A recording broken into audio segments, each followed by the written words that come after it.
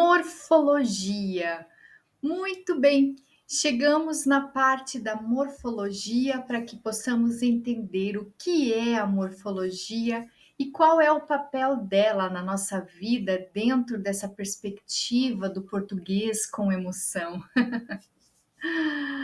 Vamos falar um pouquinho sobre a morfologia, mas antes é muito importante que vocês percebam que nós começamos falando lá sobre fonética e fonologia. Aliás, antes disso, né, sobre a questão do léxico, do vocabulário, nós estamos indo numa progressão para conseguir entender como que todas as coisas têm uma relação macroestrutural, ou seja, mais ampla, e microestrutural, ou seja, de um fonema com o outro, de um morfema com o outro, de uma palavra com a outra e todos os sentidos dentro disso. Existe uma interdependência, uma interrelação entre a forma, a função e o sentido. Aqui, quando nós estamos falando na perspectiva linguística, a forma está ligado com a parte da morfologia que vamos falar hoje. A função está ligada com a sintaxe, porque é a função que determinadas palavras vão adquirir ali dentro daquele contexto maior. E também o sentido, que está ligado com a semântica. Perceba que aqui nós estamos falando, poderíamos fazer uma comparação dentro de um contexto das identidades da palavra.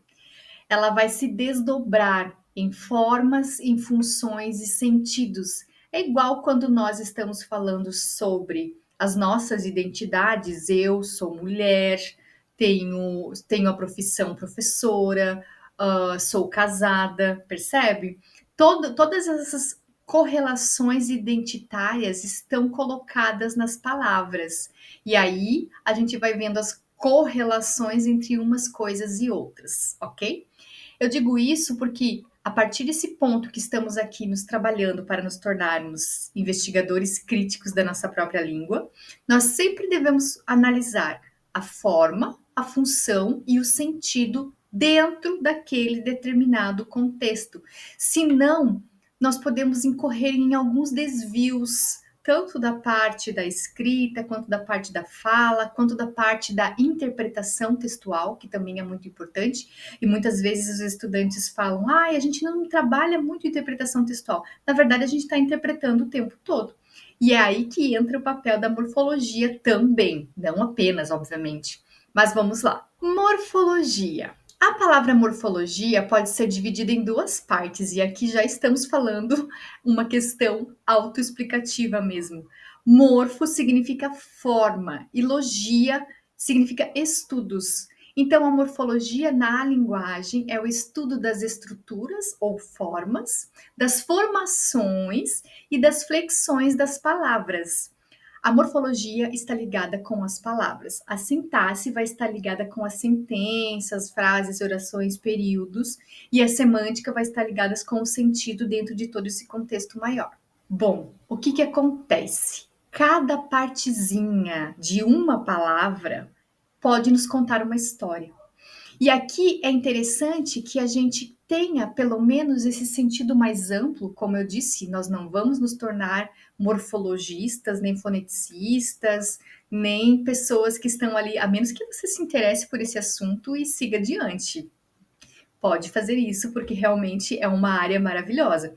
Mas aqui nós precisamos depreender o básico, entender aquilo que realmente faz sentido para que a gente tenha essa mobilidade um pouco maior dentro dos contextos de análise estrutural, de escrita ou de fala. E é interessante quando nós estamos falando sobre a história das palavras, porque, como já dizia o pai da linguística, que é o Ferdinand Saussure, um suíço que fez todo um princípio de linguística geral, que sempre vão ter duas perspectivas interagindo ali. Essas perspectivas estão relacionadas com a questão espaço-tempo. Tem a perspectiva diacrônica, que é histórica, a evolução da história. Por exemplo, a nossa língua portuguesa veio do latim, mas veio do latim já vulgar, que também já tinha toda uma perspectiva diacrônica de outras influências linguísticas, de outras línguas.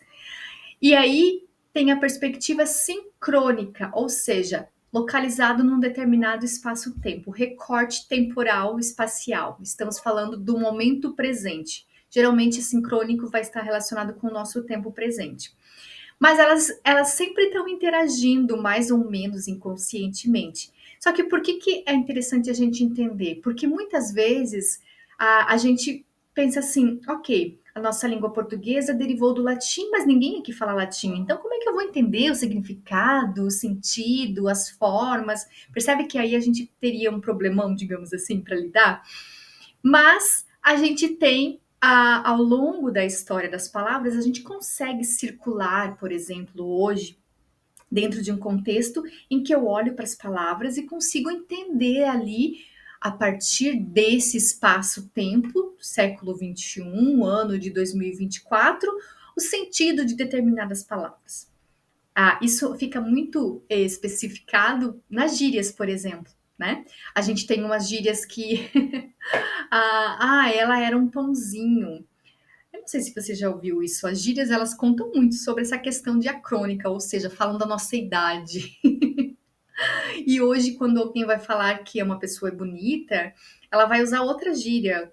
Agora não me vem exatamente o qual, gatinha, gatinho, talvez, mas existem outras, né? Porque a linguagem ela tá sempre em movimento e sempre interagindo, porque nós falantes da língua somos seres vivos, então a língua é viva. Existem dois grandes grupos de palavras: aquelas que variam, ou as palavras variáveis, e aquelas que não variam, ou as palavras invariáveis. Aqui já é um ponto para você dar um check, ok?